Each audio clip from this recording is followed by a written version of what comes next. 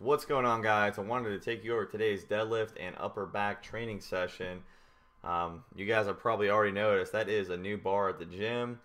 Thanks to George Lehman, and quick story time because you guys love story time. George Lehman had a minor quad tear a few weeks ago while squatting like 600 pounds for 10 reps or something ridiculous like that.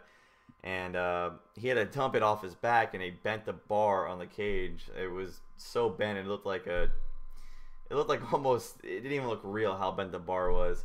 But anyways, long story short, he bought a new bar for the gym, and this is the new bar. It's not a Texas deadlift bar. I had a few people ask me on Facebook if it was. It's not. I think it's a CrossFit training bar because it doesn't have any grip in the middle, so it's smooth, so you can do power cleans and not, scratch up your collarbone if you're wearing a tank top.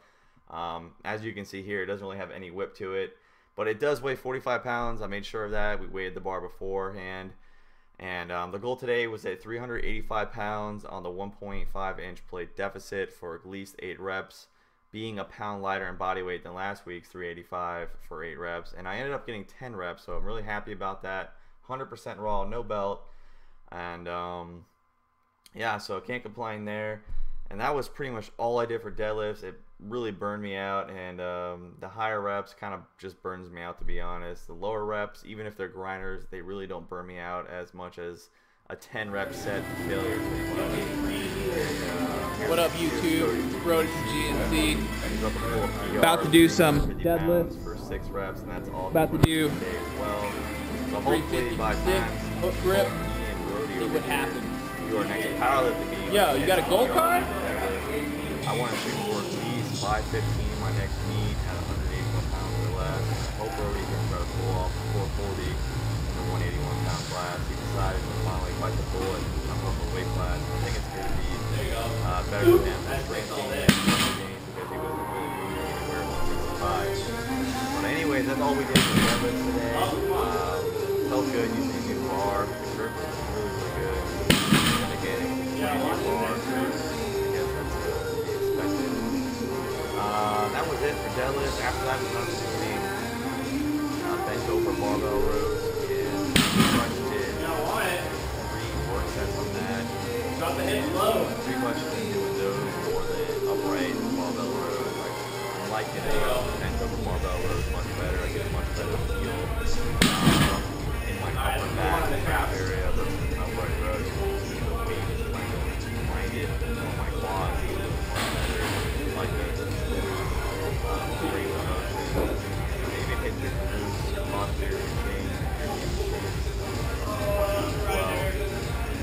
Rep range on that, I think we did, well, I did 12 to 15 reps on my warm-up, 10 to 15 depending on how I feel. And then I think after that I did, my work sets were 10 to 12 reps.